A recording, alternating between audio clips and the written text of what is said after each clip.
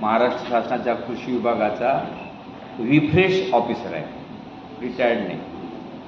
तर जगायचं तर कशासाठी आणि जगण्यासाठी काय खायचं हे आतापर्यंत अज्ञानात होतो.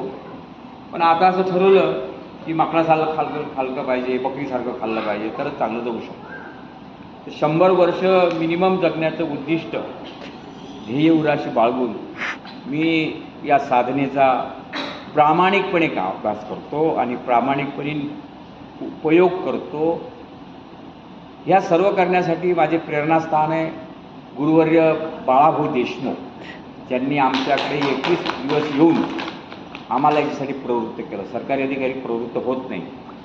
दुसरं महत्त्वाचं म्हणजे मला सांगायचं की 9 शिबिरं मी केली, पण ताईच्या शिबिरामध्ये जे बुद्धिचातुर्य, जे ज्ञान मिळालं आणि त्यातल्या त्यात मी स्नेहलताईचा मुद्दाम उल्लेख करेल की या 30 वर्षाच्या वयात आमच्यासारख्या 73 वर्षाच्या माणसाला लाजल याहीपेक्षा तिच्याजवळ आत्मा चेतना शक्तीचं प्रगाढ तंत्रज्ञान आणि अनुभूती आहे.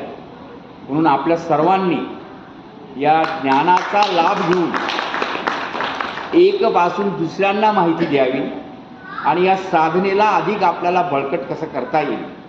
मी 24 राज्यात काम करतो. मी आताच आमच्या दिल्लीच्या एका समितीच्या अध्यक्षाशी बोललो की आपल्याला या तंत्रज्ञानाचा प्रसार 24 राज्यात करायचा आहे, कारण की अनेक लोक व्याधीग्रस्त आहेत. म्हणून मी जयाताईंचे विशेषतः त्यांचं समर्पण, हे समर्पण आहे, हे कोणी करू शकत नाही. समर्पण आणि त्यांच्या समर्पणाला साथ देणारे त्यांचे पतिराज सन्मान्य दिलीपराव काळे आणि त्यांनाही आणखीन समर्पित झालेली त्यांची कन्या आणि त्यापेक्षा आणखीन हनुमान चालिसा म्हणणारा त्यांचा नातू, ही शृंखला जुळलेली आहे. ही शृंखला तुमच्या आमच्या मुलांना पॅकेज पॅटर्नमध्ये मिळणार नाही, हे याच पॅटर्नमध्ये मिळाल.